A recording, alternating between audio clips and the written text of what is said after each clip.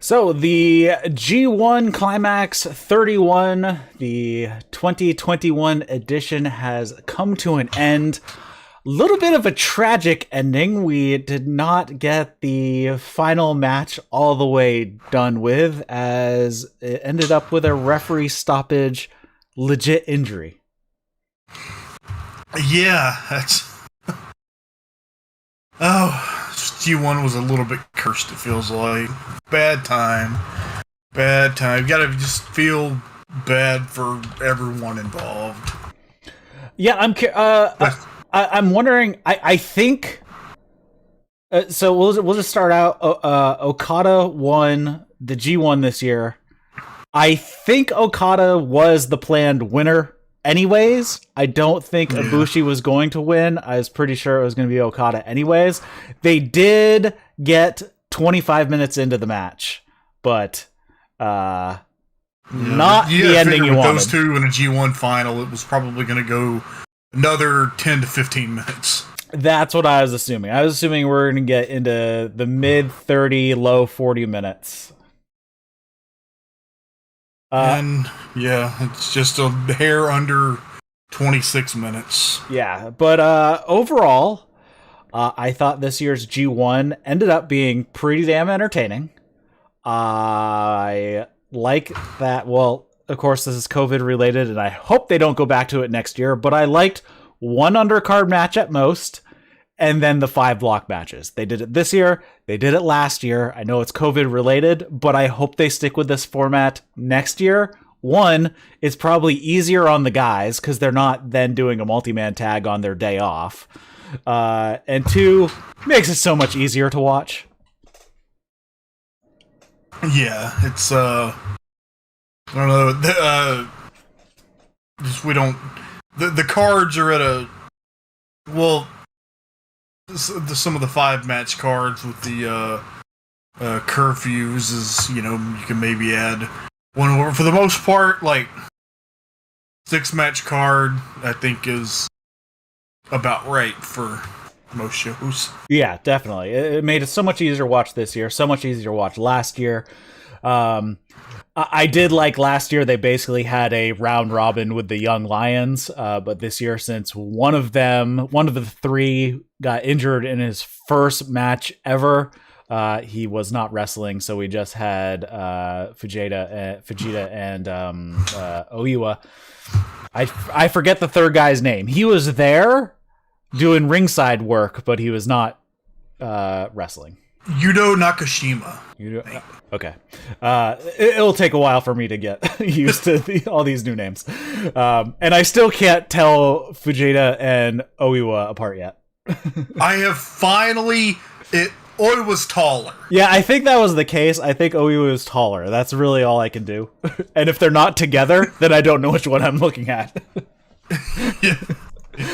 All right, so before we get into talking about these cards in detail, you are listening to the That's Wrestling podcast. If you're listening to this as a podcast, we do this show live over on Twitch and on YouTube, so you can come hang out with us over there. Links are in the show notes. Also, if you follow us on Twitter at That's Wrestling 1 with the number 1, I tend to post about an hour before we go live, half hour to an hour before we go live, given the link to the YouTube video and all that fun stuff. So follow us over there. Link to our Discord is in the show notes as well. And you can follow Trae at WrestleIsm on the Twitter. And how's it going with you? It's been a little bit since we've talked. I'm still here. Yeah. Well, that's good. G1 hangover. I've been watching Family Guy for the past couple of days. There you go. I always go. I basically go through just nighttime. I pretty much just rotate through Family Guy, American Dad, South Park, F is for Family, King of the Hill, and then I kind of rotate back through that again. So like once a year, I'll go through it, like at least those shows like twice a year, because me and my wife fall asleep to watching them, and usually I take 2 episodes to fall asleep. Sometimes she takes like 3 or more. Yeah, I was about a season and a half behind on Family Guy, so I've been catching up. Nice. All right, so let's get into the shows here. And actually, I think some of the most excitement was especially the final nights of block action, because we had lots of possibilities in Block A of how it could come down, because it came down to the final 3 matches of the night, which was great to do. But of course, we had the final evening pretty much just came down to 2 guys, but you did what you could do. So we'll kick it off here. G1 Night 17, Yokohama Budokan, October 18th, 2021. We kick it off with the Great O-Khan versus Satoshi Kojima. This was the night Khan was supposed to face Naito. I'm curious how that would have played out if Naito was not injured on the first night of his block action. So, I think with how they managed to do it in the end, I think it worked out quite well. So, whoever did it on the fly booking and they made it work out, I think it worked. Yeah, I get the feeling that the original final was Okada and Naito, and then when they had to rebook the thing, they just went with Ibushi again, because you gotta have a main event for Budokan. Mm-hmm. Yeah, I could see it going that way too. So Great O-Khan, they go onto the outside right away. Kojima gets thrown in the barricade a few times. Khan tosses Kojima around in the ring. Kojima hits his machine gun chops. They exchange chops and forearms. Kojima drops Khan with a running elbow at one point, hits a DDT for 2. And then Khan hits a face-forward trip, Koji Cutter, Brainbuster for a 2 count. Kojima avoids the Eliminator, hits a lariat to the back of the head. Khan hits a lariat of his own for 2. And then they collide in the middle with lariats, but Khan is the one who drops to a knee. But then he puts on Sheep Killer and then hits the Eliminator for the victory. Khan ends his first G1 with 8 points. Yeah, it was fun. You can always expect Kojima to have his work boots on. Great O-Khan at one point in here straight up did the stroke, which I enjoyed. Yeah, had a good little match. Then we moved on to Yano and Tomohiro Ichii, 2 teammates, and Yano attacks as soon as Ichii gets into the ring. Yano tries a bunch of tricks, tries the bag over the head. He uses a towel for a takedown. He pulls Ishii's own shirt over his head. Ishii is thrown in the barricade on the outside. Yano then goes under the ring for some unknown reason. Ishii beats the crap out of Yano once he gets back into the ring. Yano actually starts to get pissed off and starts throwing some forearms. Yano no-sells a suplex and hits a bunch of various throws and suplexes, kind of amateur throws. Yano's thrown into the exposed turnbuckle that he removed earlier. A few pin attempts from both guys. Both guys go into the exposed turnbuckle for near falls. Yano tries various ways to hit a low blow but fails.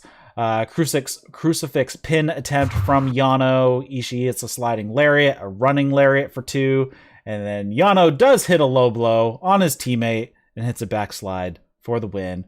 And Yano ends up with 10 points at the end of this G1.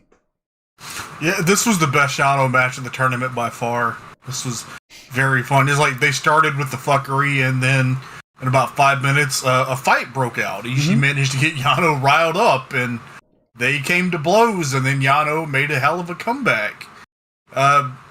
This was quite entertaining, quite good, and Yano winning was a surprise, but, it's good. And these two are regular tag partners. They'll probably be partners in World Tag League together, so, You think so, or you think it'll be Yoshi-Hashi and Ishii? Goto and Yoshi-Hashi is the tag team. Oh yeah, you're right. I didn't even think about that. Both guys, Ichii and Toru Yano, end up with 10 points in the end of their G1. Then we had Yujiro Takahashi with 4 points versus Shingo Takagi with 12 points. At this point, Shingo has to win because he has 12 points, and the other two guys who have 12 points, or two of the guys who have 12 points, that being Zack Sabre Jr. and Kota Ibushi, both have wins over him, so therefore the tiebreaker. So he is basically has to win this match or he's totally screwed. Yujiro attacks before Shingo even gets in the ring with a dive. Yeah, that's something you don't see out of him very often. Shingo hits a hip toss on the floor, strikes when they finally get into the ring. Shingo keeps the beating going, throws Yujiro into the barricade on the outside. Peter runs some interference so Yujiro can attack with the walking stick. Yujiro keeps up the attack in the ring, hits a Fisherman Buster for 2. Some strikes from Shingo. They bite each other's hands. Shingo hits a Noshigami for 2. I thought it was pretty funny when they were biting each other's hands. Shingo was appealing to the ref. It's like, I have a mouth guard in, so I'm not biting. Wheelbarrow German from Shingo and a sliding lariat for 2. Yujiro muscles Shingo into an Olympic slam. I'm not sure where they were going with that. I'm not sure if he was supposed to hit the Olympic slam right there or the intercollegiate slam. It's like, Shingo didn't go up for it, so Yujiro just kind of muscled him through. I'm not sure where they were going with that, but he did manage to get it through. It was just not a very smooth-looking one. Hits the Miami Shine for 2. We get a big lariat from Shingo. Shingo avoids Pimp Juice and hits a Made in Japan for 2. Shingo's then low-bridged, and he goes out to the floor. Shingo gets tossed in the barricade a couple times. Shingo reverses and throws Yujiro into the barricade. They both make a 20 count. And then right back to the outside, though, Yujiro hits a Pimp Juice on the floor. Shingo hits a Death Valley Driver on the floor.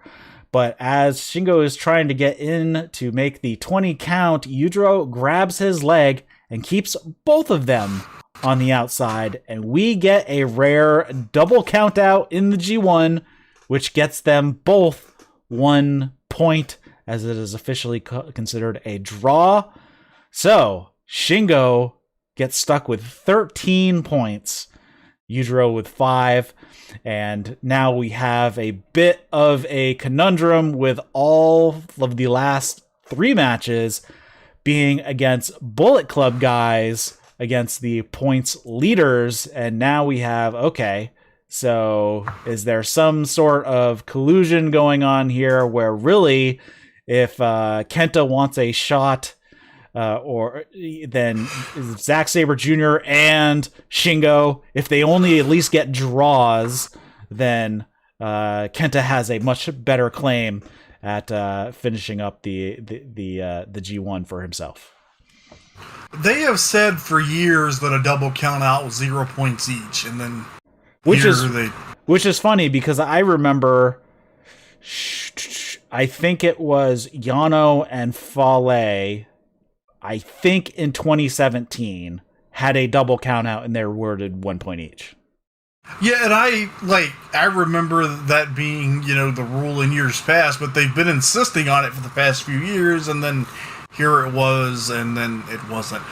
Random point, this is like 2 Shingo and Yujiro singles matches in a row where Shingo did not manage to get a decisive win, because they had the match on one of the Summer Struggle shows that Evil interfered in to cause a disqualification, and this was a double count out, so yeah, it just interesting that Shingo has not managed to beat Yujiro lately.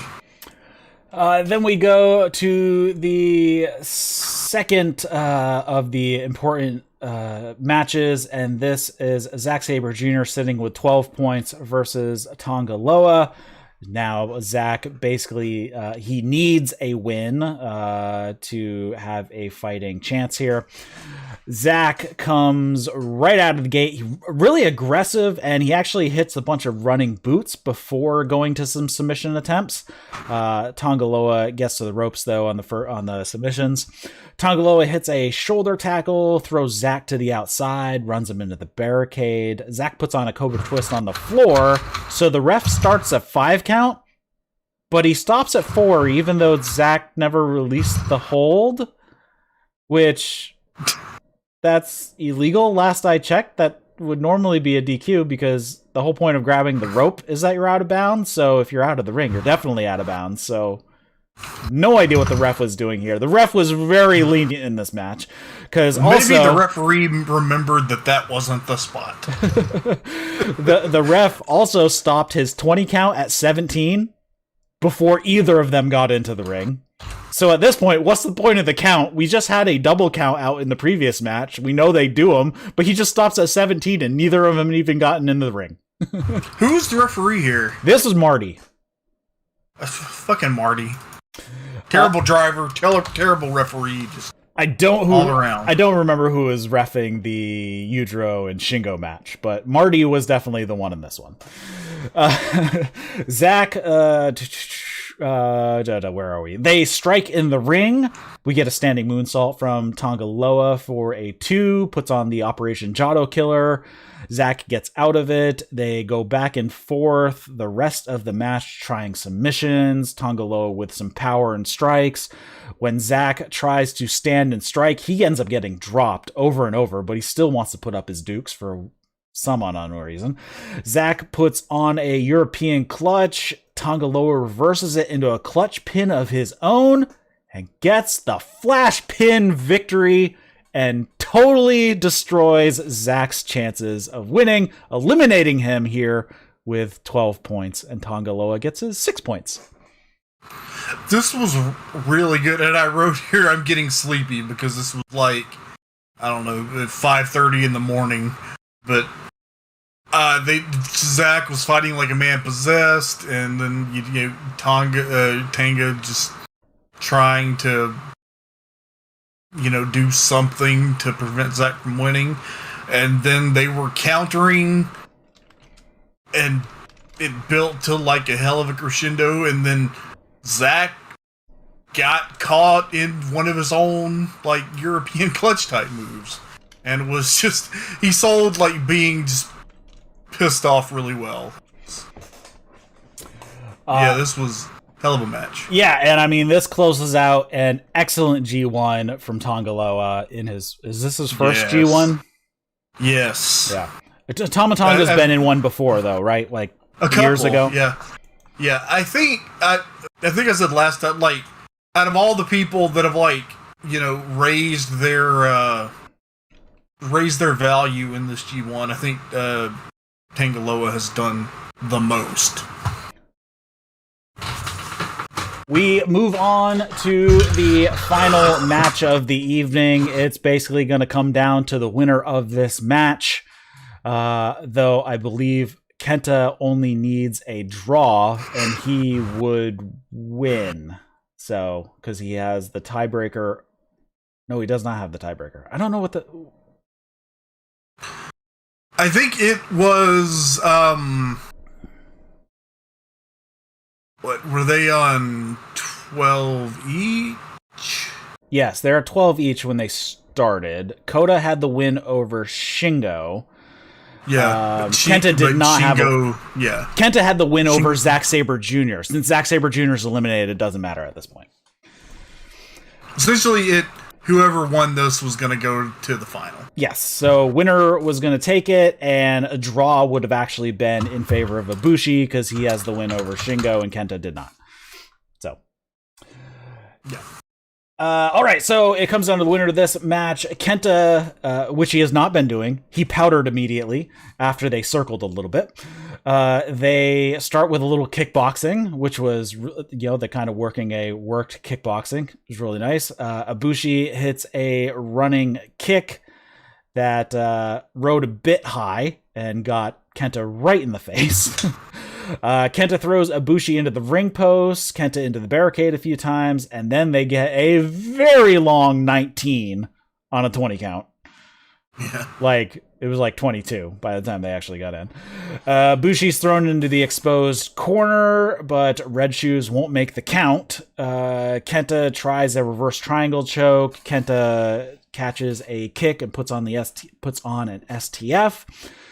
Kenta blocks a golden triangle, pushing Ibushi to the floor off the middle rope.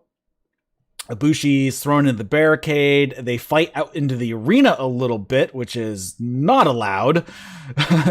They kind of fight off into the exit area where the losers tend to go. Kenta throws Ibushi through the exit way, and Kenta emerges at 13, and then we get another long 19 before Ibushi gets into the ring. Ibushi is tossed in the exposed corner again. Kenta works like a half camel clutch, and then hits a neck breaker for 2. Kenta goes back to a sleeper for a while. Ibushi hits a drop kick, springboard moonsault for 2. Kenta hits the snap over the top rope, hits the flying clothesline for 2. Ibushi hits a kick to the back of the head and a half and half. The ref is then crushed between Ibushi and the exposed corner by Kenta coming in. Kenta grabs a chair, hits Ibushi with it, but Ibushi just stands up and kicks Kenta in the head, tosses the chair away, and then he goes and sets up a table on the outside. Ibushi wants to give him a second rope deadlift German to the outside, but Kenta gets out of it. They fight on the apron. Kenta is backdropped on the apron. Ibushi sets Kenta up on the table, and then one of the table legs gives out. So now Kenta has his head basically on the floor and his legs up in the air going towards the top side of the table that did not fall. And Ibushi still goes for a splash off the top rope to the floor. This probably did not help issues for the following night. I wrote WTF was a table spot. Fucking mess. We get another long 19. So we got some really bad counting refs here. Back into the ring, Kenta hits a green killer, hits the double stomp for 2. Kenta slaps Ibushi over and over. Ibushi fires back with one head kick, hits a Kamigoye, but Kenta kicks out. Kenta tries to slam Ibushi into the exposed corner, but can't. Hits a judo throw for 2, and then puts on the game over. Ibushi gets the ropes at the 25-minute mark. Kenta sidesteps a Kamigoye and slams Ibushi headfirst into the exposed corner for 2. So this time it's okay for Red Shoes to count the 2 off of the exposed corner shot, but early in their match it was not. Consistency. Wildly inconsistent officiating. Kenta hits the Busaiko knee. Ibushi blocks the GTS, hits a head kick, hits a blindside Kamigoye, and then one to the face, and Ibushi gets the win. Ibushi ends with 14 points going to the finals. Kenta with 12. This was overbooked and confusing and messy and disappointing for a block final.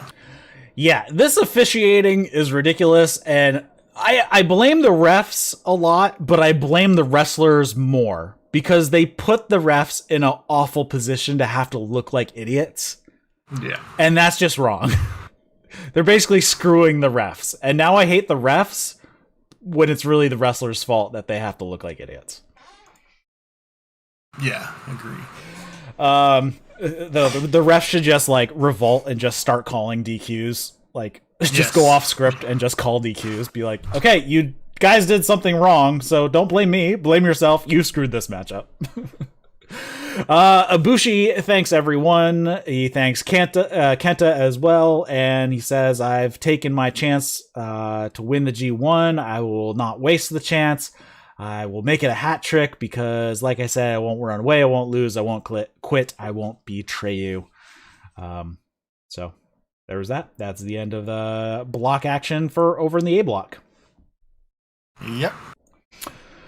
We move on to night 18 in Nippon Budokan, October 20th, 2021. We kick it off with Kosei Fujita and Ryohei Oiwa versus Hiromu Takahashi and Ibushi. Both Fujita. I always say Fujita. What is it? Fujita? I think it's Fujita. I think it probably is Fujita. I don't know. There have been wrestlers with that family name for years, and I've just always said Fujita, and I think most Anglophone people do too, because that's what it looks like. But Fujita and Oiwa hit some really nice drop kicks. They get some good height. They actually hit a double drop kick, a double team drop kick to Hiromu at one point. Pretty nice. But mostly the Young Lions got beat up by Hiromu and Ibushi, and that was that. Yeah, good beating for these Young Lions. Builds character. Yeah. So we have a nothing on the line match. Well, actually, all 4 nothing on the line matches. So Chase Owens versus Yoshi-Hashi. Chase was in control for the first part of the match. Yoshi-Hashi gets thrown into the barricade and takes a little bit more damage in the ring. Yoshi-Hashi hits a thrust kick to the gut when Chase is coming off the top rope with a double that might have been the middle rope with a double sledge. Yoshi-Hashi hits a drop kick to the knee, some elbow strikes, hits a headhunter, hits some chops, hits a thrust kick to the face, drop kick to the back, and then one to the face for 2. Then we get a flurry of strikes out of Chase. Yoshi-Hashi fights out of the package pile driver. Yoshi-Hashi hits a crazy neck breaker across the knee. And then inside cradle from Chase for 2. Chase hits a C-trigger. Yoshi-Hashi avoids another package pile driver. Hits a big lariat. Hits Karma. And Yoshi-Hashi gets the win, ending his G1 with 6 points. Chase with 4 points. Both guys, I thought even though they were on the losing end of most of their matches, I thought had a pretty decent showing this year. Yeah, this was a compact match, but it was very solid. They sort of the 2 lowest ranked guys in B block, but they both showed a lot of spirit and a lot of growth, and have a lot to be proud of, and finished here with a good strong match against each other. Then we have Hiroki Goto with 4 points, Tanga with 6, coming off the win of playing potential spoiler to Okada in the previous block match of his. They start off with a really high-speed sequence, just them running all around. I love these two doing this type of spot. It's always fun to watch. Yeah. Tama hits a bunch of elbow drops, a bunch of crossface forearms, elbow to the top of the head. Goto hits a few shots, runs him over with a shoulder block. Goto throws Tama into the barricade and then the ring post. Back in the ring, Tama hits a Tongan twist, hits a flatlander, hits the follow-through Death Valley driver, top rope frog splash. What's he calling it? They're calling it something now. There's something Supreme Flow. The Supreme Flow for 2. Rope assisted neck breaker from Goto for 2. We get reversal after reversal after reversal until Tama hits a bloody Sunday, and then Goto wins with a flash roll up pin. Yeah, I like this match a lot. Very good. In hindsight, why did Tanga lose this match? I asked myself the same question. I would have given the win over on this one too.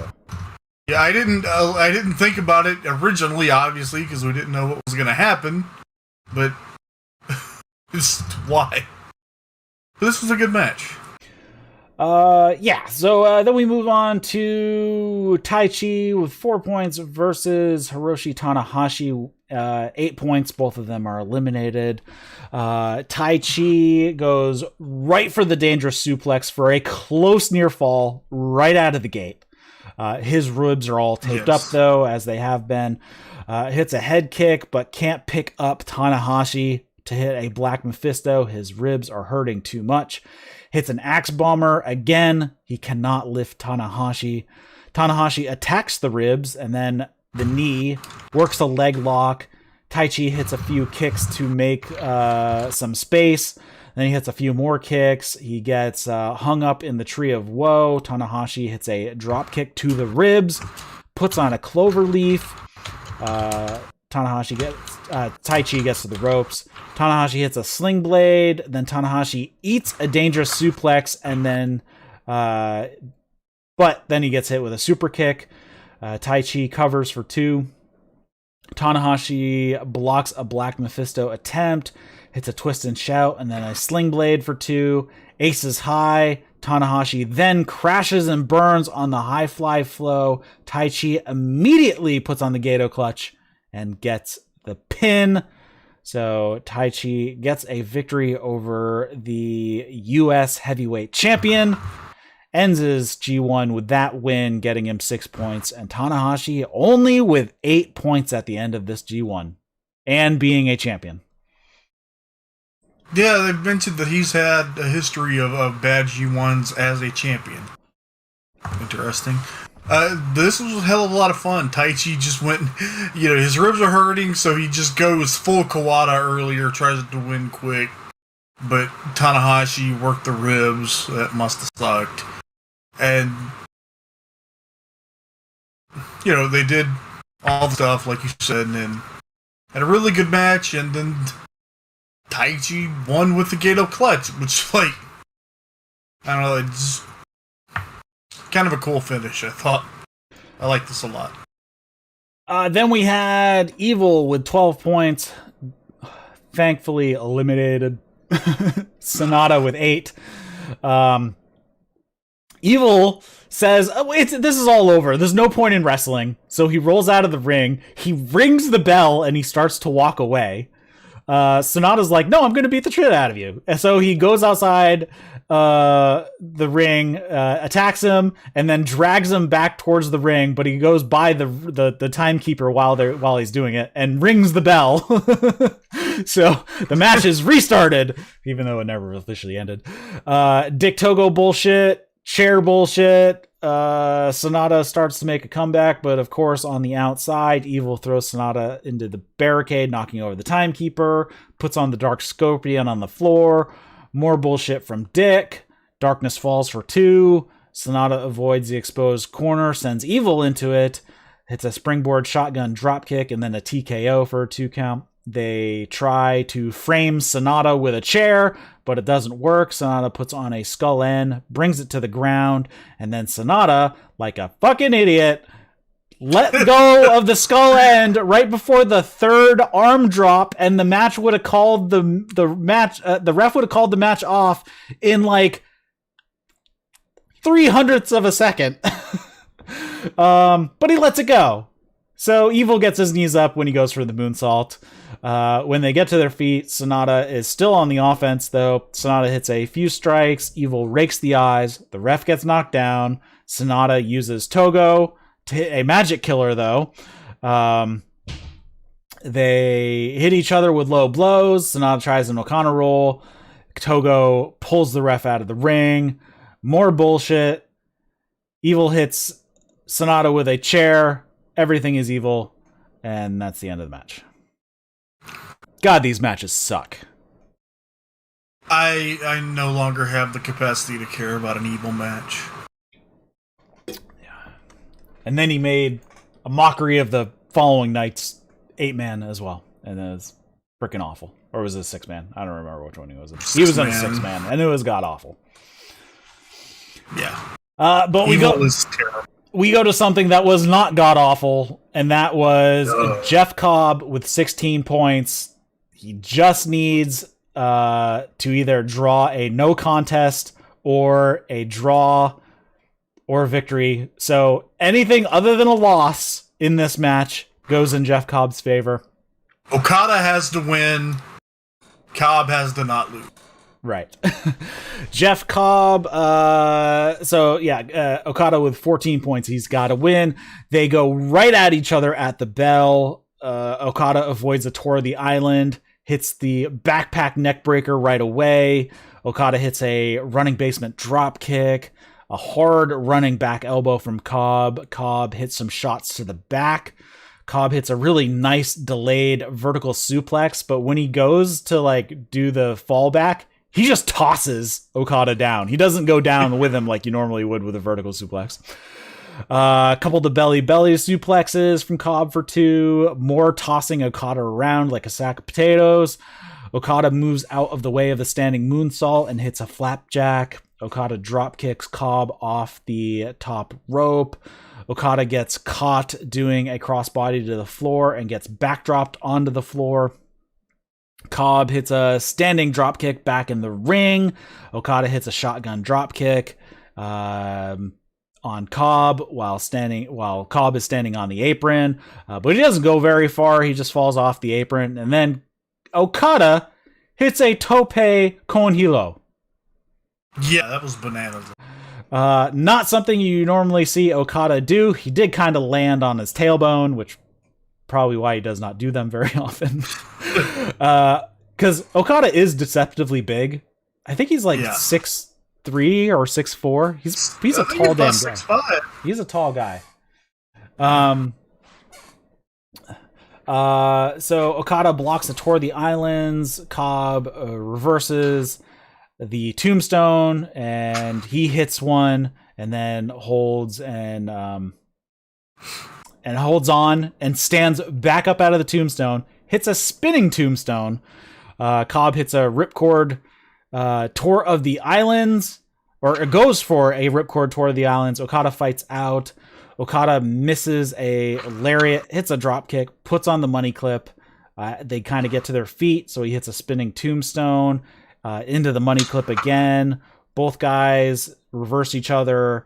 Okada does a backdrop, sits down into the pin just after the 20-minute call.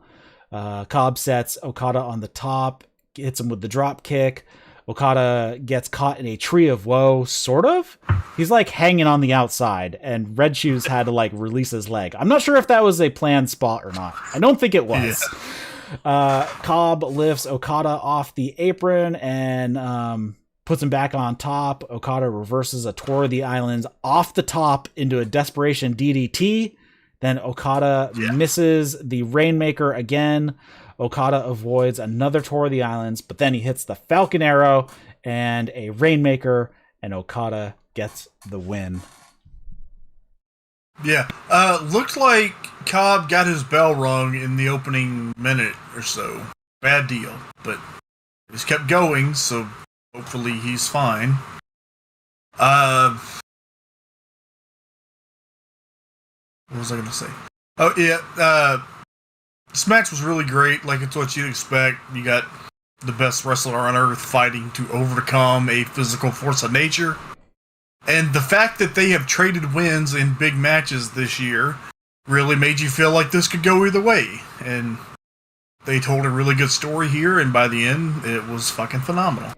Yeah, it would have been amazing if Cobb went all the way through, because he'd be the first one to go undefeated when they were on the 10-person blocks, I believe, right? Yeah. And then it would have been even more awesome if he went through to win as well. But, you know, it's fine.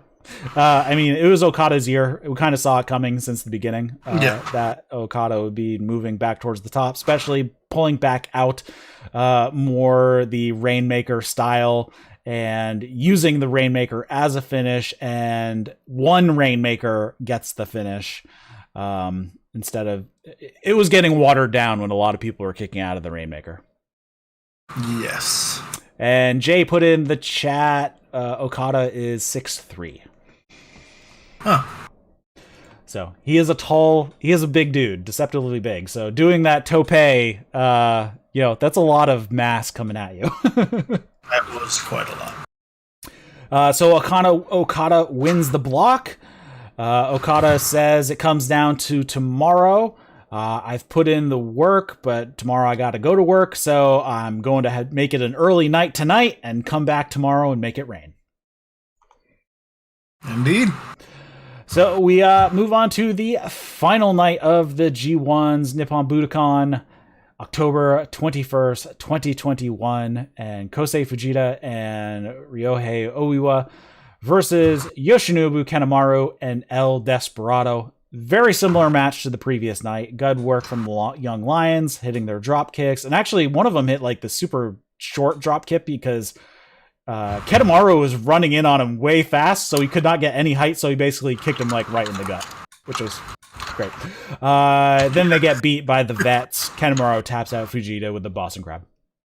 Yeah, the Young Lions were probably relieved that they didn't have to wrestle Hiromu again tonight. Like, Despy and Kanemaru will beat you up, but they're not going to beat the shit out of you. They're not going to chop you like 40 times. Right. Fujita, I'm sure he's fine and he's going to get better. Oiwa really has something. Fujita is still figuring out the kinetics of being in the ring, but Oiwa is just like a duck in water. He's a natural. Mm-hmm. It is Fujita. He's the younger one, though, I think. Fujita? Is he the one who's only 19? Yes, I think so. Yeah. So he's got time. And Kevin Kelly was even talking about, I forget who he was talking about, but one of the Young Lions recently was still growing and gained another 3 centimeters by the time he was done with the dojo. Yeah, I think it was it Ren Narita? Maybe. But, 19, a lot of men are still growing and don't finish growing until their early 20s sometimes. No longer the youngest man on the roster, though, because a match actually happened at the Strong tapings that I was at, and it will air this tomorrow, as we record. Brogan Finley, who is 18 years old, debuting. Alrighty. Next up, we had Toru Yano and Yuji Nagata versus Great Okan and Jeff Cobb. I wrote almost nothing for this. This is the entire review that I wrote. It was fine. Yano pinned Khan with a low blow. I wrote Cobb and Okan should go after the tag titles. I kind of hope they win World Tag League. I was thinking that, and then Yano won. Why? And then we go to another Y match, and that is Evil, Yujiro Takahashi, and Sho versus Yoshi-Hashi, Tomohiro Ishii, and Goto. And if you notice, that is the never openweight 6-man champions, but this is a non-title match. So Sho has a chaos towel. He stomps on it before the match, which basically then just kicks off the match. Bullet Club beat on Goto for a while. They expose their corner. Dick Togo, who was on the outside, attacks Yoshi-Hashi. The story is Goto's shoulder has started bothering him right at the end of the G1, part of an injury suffered last year's G1, right at the beginning of the G1. So now this is a nagging thing for him. It's all taped up. Ishii's tagged in, and he beats the crap out of Sho. He causes Evil and Yujiro to run into each other a few times. And then Chris Charlton had the line of the night. Ichii looks like somebody pissed in his chips. When Yoshi-Hashi gets his chance, he cleans house of the Bullet Club. Evil then distracts the ref. Dick Togo comes in to choke Yoshi-Hashi with the garrote, but Goto stops it, and they double team Evil. They hit a GYR, but Dick jumps up onto the ring apron, so the ref is distracted. Yujiro with his walking stick attacks, and then the ref is taken down. Sho comes in, attacks with a chair, smashes it over the head of Yoshi-Hashi. Evil then hits Everything is Evil, and it is over. And Bullet Club stand over their downed opponents, holding the never open weight 6-man titles high. So I assume this trio they're going to play back this match for the titles. If my boys lose their never 6-man belts to this band of miscreants, I will never fucking forgive Gato. God damn it. No. I had a horrible thought. What if Sho becoming mini Evil is just a pretext to fuck up Best of the Super Junior 2? Oh, God, I hope not. But hope not. If Sho comes out with Dick through the entire Best of the Super Juniors, it's going to be a freaking nightmare. Hopefully not. And Sho doesn't need that shit. Sho is actually great. Yes. Ishii beat the shit out of Sho. It's a good time. Ishii beating the shit out of Chaos Turncoat is always fun. And this was just a lot of the shit that happened, and I hated it. Then we have kind of the Vet Club versus Bullet Club. Hiroshi Tanahashi, Tiger Mask, Togi Makabe, and Tomoaki Hanma versus Tangaloa Tamatanga, Kenta, and Chase Owens. I mean, this was a fun little match. The beginning of the match was back and forth until Bullet Club isolated Tiger Mask for a bit. When Tanahashi gets a tag in, he takes out all of the Bullet Club guys, hits the Dragon Screw on Chase and then on Kenta.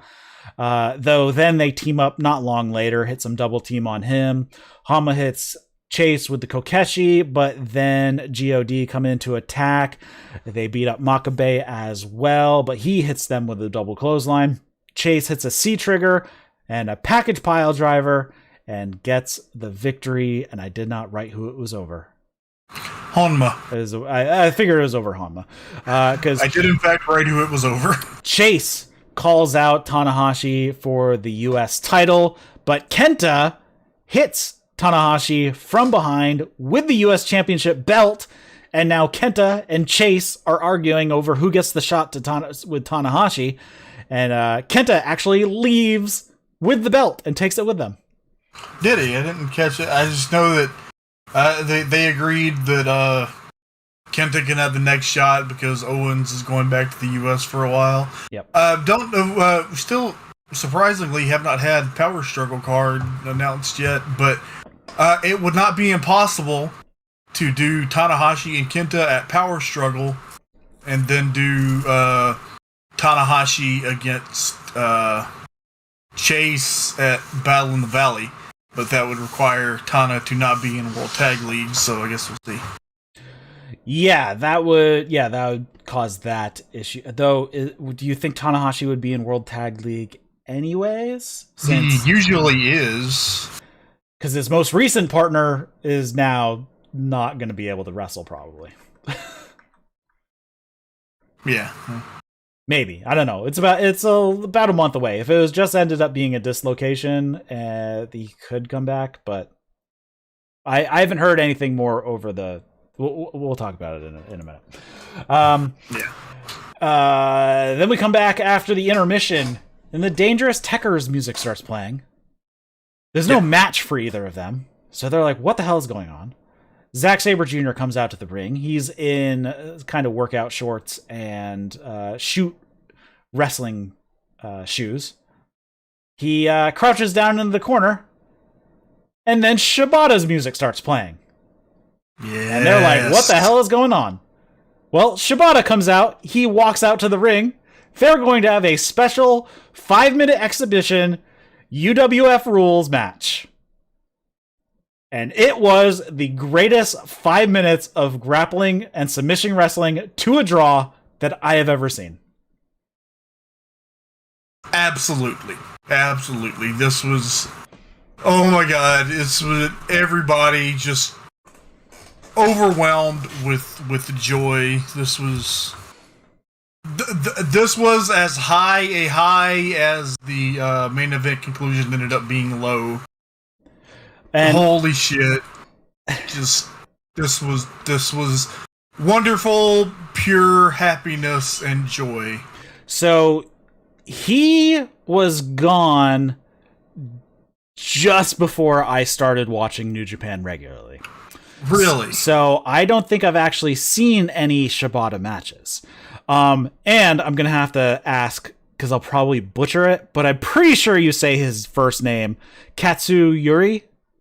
Katsuyori. Katsuyori. Okay, so I'm at least in the ballpark with that. So that is going to be a new name that I'm going to have to start, because he offers a handshake to Zack afterwards. Zack gives him a handshake, gives him a little nod. Zack goes off.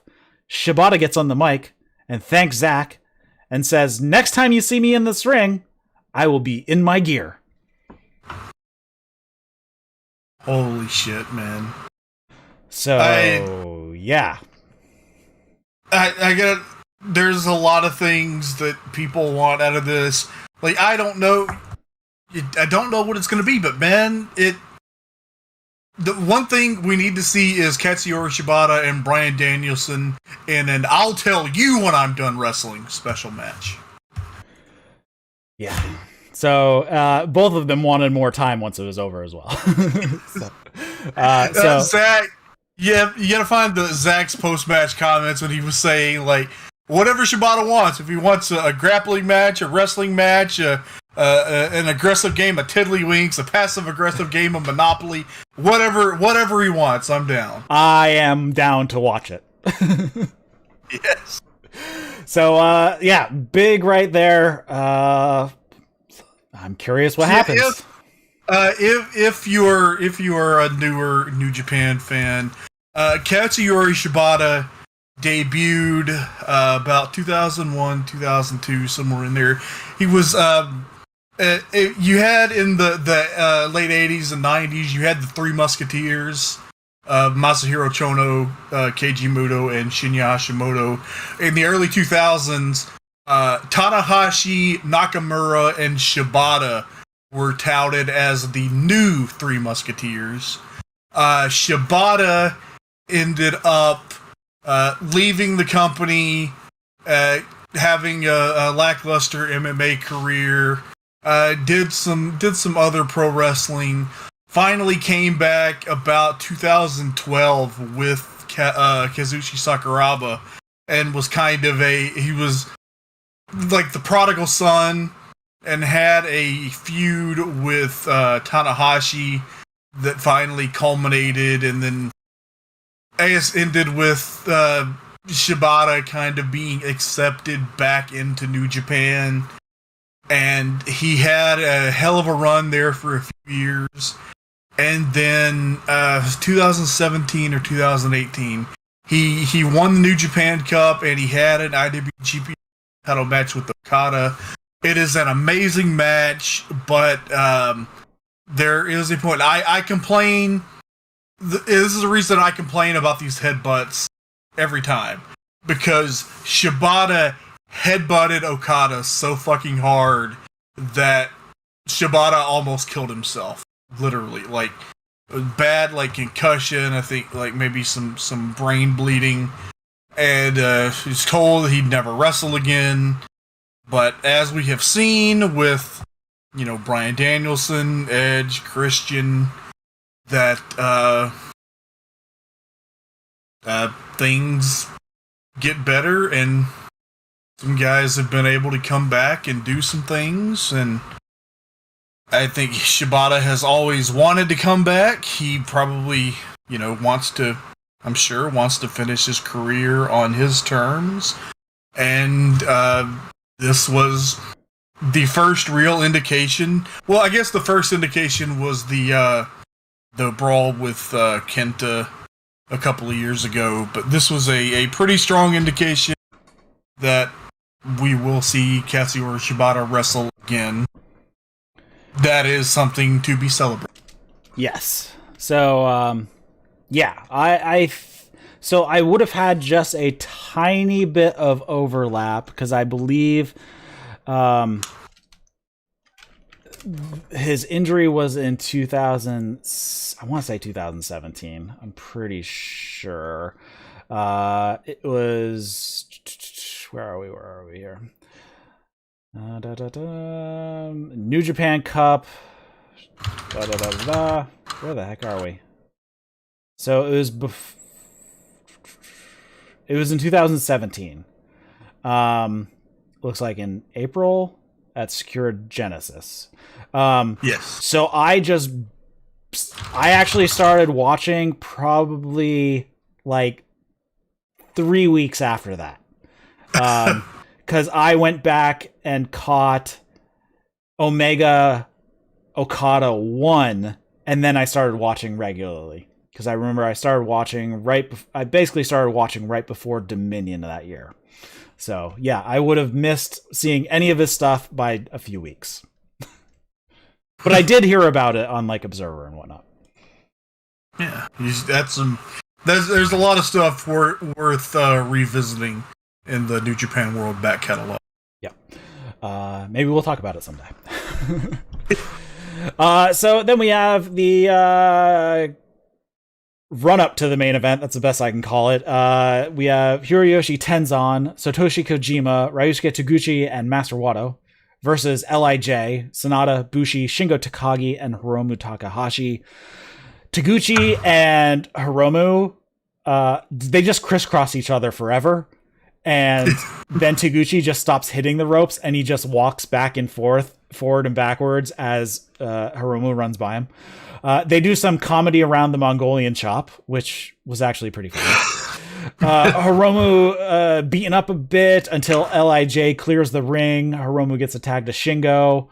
Wato gets beat up for a bit. Kojima gets in, hits a bunch of chops, spikes Sanada with a DDT. Bushi gets stuck in an Anaconda Vice from Tenzan. Hiromu has to break that up. Tenzan gets hit with a bunch of shots from everybody in LIJ. Shingo hits a Death Valley driver for 2. We get the run-in. Everybody hits the next person with something. Then we get Mongolian chops exchanged between Tenzan and Shingo. Again, Shingo looking at his hands like, they can do that? Holy shit. A headbutt drops Shingo. This was a safe headbutt, though. It was basically protected with his hands on Shingo's chest, and he headbutted him in the chest. Tenzan is allowed to do headbutts. Yes, that is okay. That is an okay type of headbutt to do. And the other one is you have your hand on the other dude's head, and you're headbutting your own hand. Because then you know the distance that you're going. None of this skull-to-skull clunking. Shingo hits an avalanche suplex, hits sliding lariat for 2, and then hits a pumping bomber. And Shingo pins Tenzan for the win. Yeah, there was some silliness and then a solid match and on to the main event. Yes, on to the main event. So we go into the main event, G1 31 Climax, G1 Climax 31 Finals. And it is Kazuchika Okada. Oh, man. I always screw the name. Kazuchika Okada versus Kota Ibushi. There are too many K's in here. They start off with some mat wrestling for the first 5 minutes. And then they have a really fast sequence of dodges. Then they slow it back down again. Okada starts hitting some basic impact and strikes. They work at a methodical pace. A drop kick and some kicks and a standing moonsault from Ibushi moves things in his direction for a bit. Okada throws Ibushi into the barricade on the outside, but then Ibushi hits Okada with a half and half on the floor. Springboard missile dropkick when he gets back in the ring, but then Okada drop kicks Ibushi off the top rope. Ibushi crashes to the floor. Okada hits a DDT on the entranceway at the 15-minute mark. And I believe at this point is when I saw Kota grabbing his forearm. So I know it happened earlier that he was starting having issues with his arm earlier in the match. And I believe it was around this point where I noticed he was holding his forearm. Okada stops the 20 count. He actually rolls back out at 18. So the count has to be broken to retrieve Ibushi. He hits a shotgun dropkick. Ibushi fights out of a money clip, but eats a big dropkick. And then into the money clip again. Ibushi works to the feet, but then Okada hits a tombstone. Back to the money clip. And then they work to their feet. Okada hits a backbreaker, basically across his hip. Back to the money clip. Ibushi gets to the ropes. And then we get a top rope elbow drop from Okada. He calls for the Rainmaker. He spins out Ibushi. Ibushi ducks. Okada tries another, but Ibushi takes him out with a lariat. Basically a left-handed Rainmaker of his own. At the 20-minute mark, they start throwing forearms back and forth. Ibushi hits a spike Rana. Okada rolls to the outside. Ibushi hits a springboard moonsault off the top to the floor.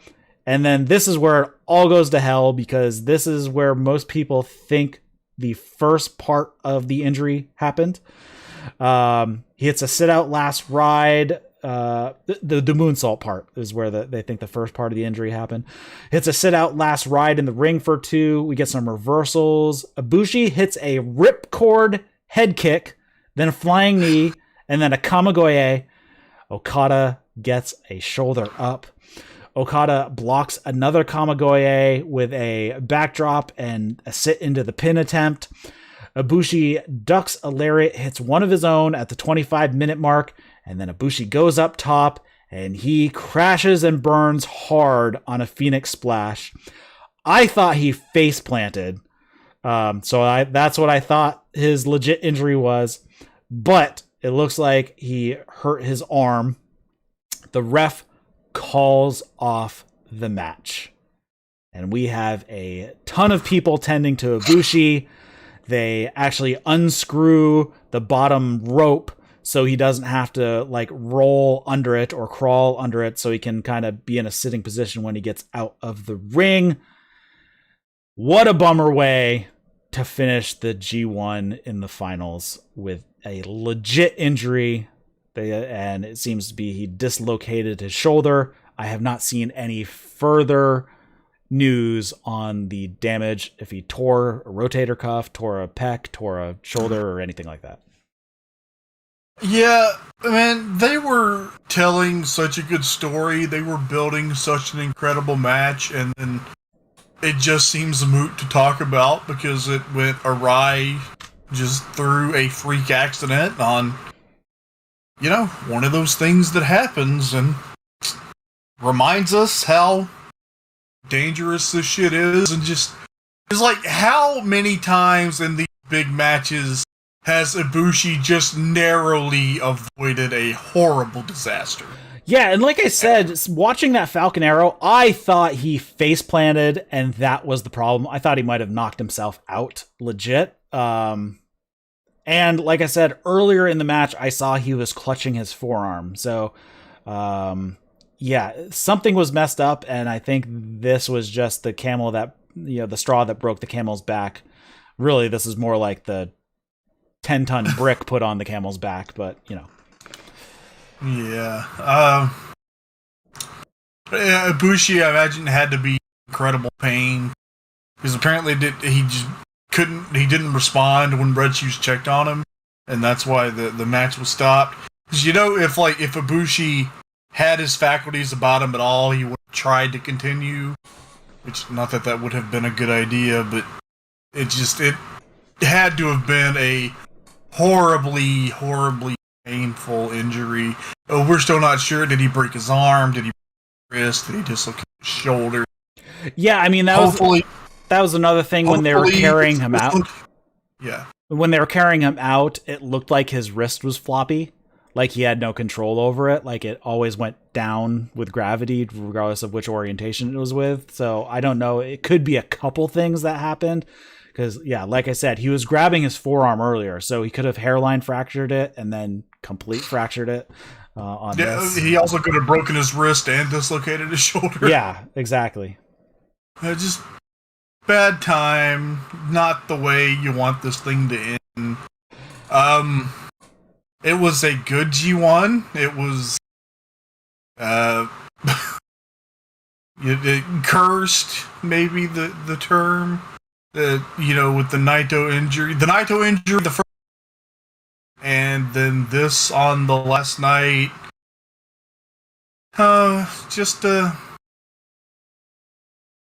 You know, it one of those things that you always know can happen, and will on occasion happen.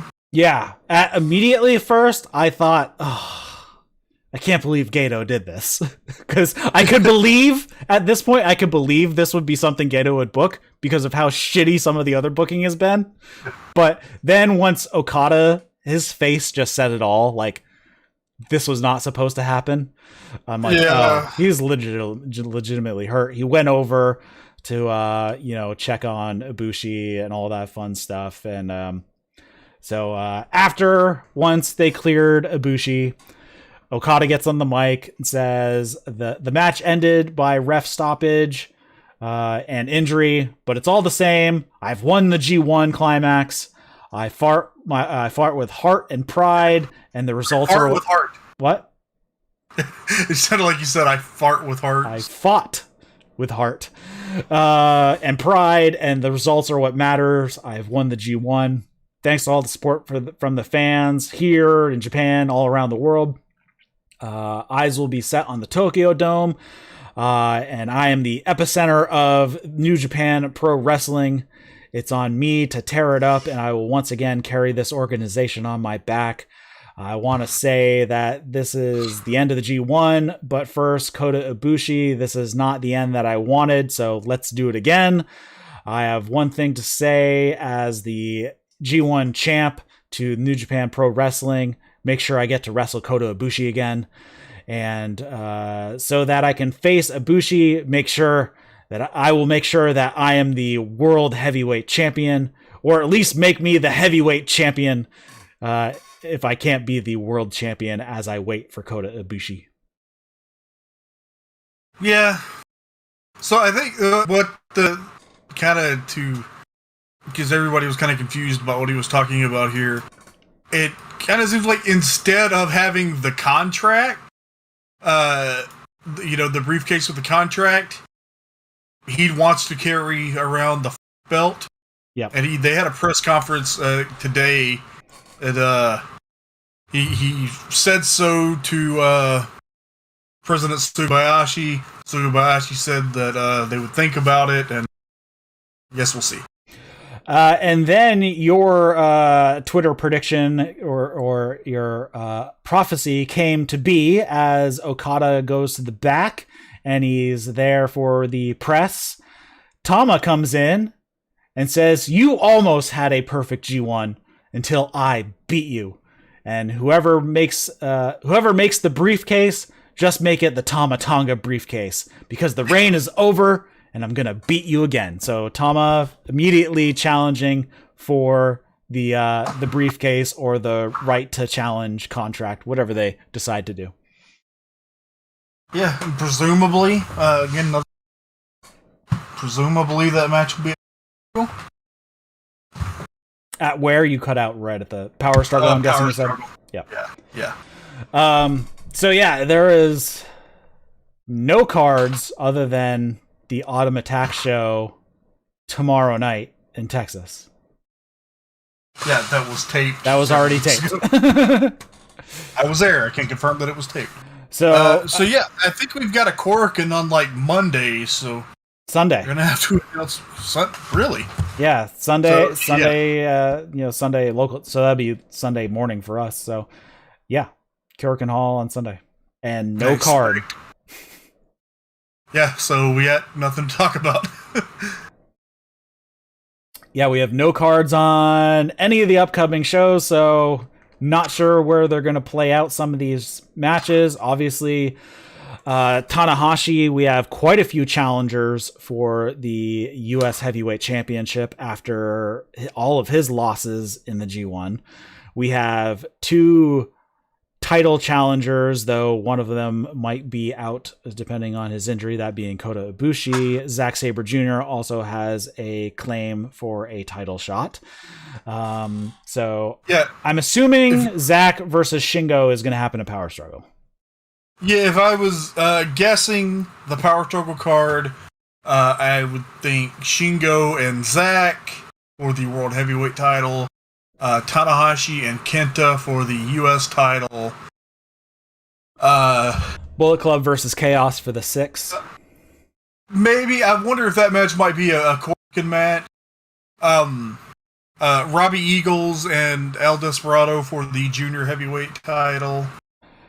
And Okada and Tama Tonga for the right to challenge. Where is Robbie Eagles on the planet right now? He was not on the New Japan cards in Philadelphia last weekend, so presumably he is back in Japan. Okay. Because Power Struggle is November 6th, and today being the 22nd, he would have to be there today to make the 2-week quarantine before Power Struggle. Right. Well, Taguchi was on the Dallas too, and he was back cards. So presumably, since Robbie he's not doing a prolonged indie tour like Suzuki, I would presume that he is back in Japan. There we have it for the G1, and not a ton to speak of the upcoming shows because we don't know exactly what they are doing because they haven't told us yet. I'm sure we're going to find out soon, but most likely we will not be talking about New Japan until Power Struggle. I think the next thing, I haven't cleared this with you. You can say no. Will you be up for Sunday for Rampage Dynamite coverage? Probably. Okay, so we will most likely be back on Sunday, Monday at the latest, talking Rampage and Dynamite because we again have another Friday, Saturday, and then back to normal schedule Thursday with Dynamite. Now that's going back to normal times. I did manage to, I don't think I said it on the show, so I decided to offload my tickets just because my mental health has been awful. And my anxiety has been horrible, so I'd never make it through that show. So I did offload my tickets, unfortunately, for the Boston show, but that's all right. It's a bummer. It is a bummer. I understand that some people have their brains kind of work that way. For me, that's like the best thing for my mental health is wrestling. Yeah, but I understand some people with their particular flavors of anxiety. Great for them. But. Yeah. So it's a bummer. I'm working with my doctor. We'll get it figured out. So hopefully by the time the next come through, I'll be back on where I need to be. But it is what it is. I'm just glad it was a sold out show, so it was pretty easy to offload my tickets. All right, so that's it. What we have for now. We'll be back on Sunday, probably talking AEW, and we'll be back probably Sunday the 7th or Monday the 8th of November, talking Power Struggle when we get there. So thanks everybody for tuning into the That's Wrestling podcast. If you're listening to this as a podcast, we do this show live over on YouTube and Twitch. The links to the channels are in the show notes. If you're watching this as a video later on, you can snag this as a podcast on all your favorite podcast apps, or head over to that'swrestling.com to snag the RSS feed. If you, for whatever, cannot find it, I have no idea why you wouldn't be able to. Follow us on Twitter at That's Wrestling 1, and we post up the links when we're going live over there. And you can come hang out with our Discord, which the link is in the show notes for that. And Trae, you can follow him at Wrestleism on the Twitter, and his info is in the show notes as well. So for Trae, my name's Eric. You've been watching and listening to That's Wrestling. See you later, guys.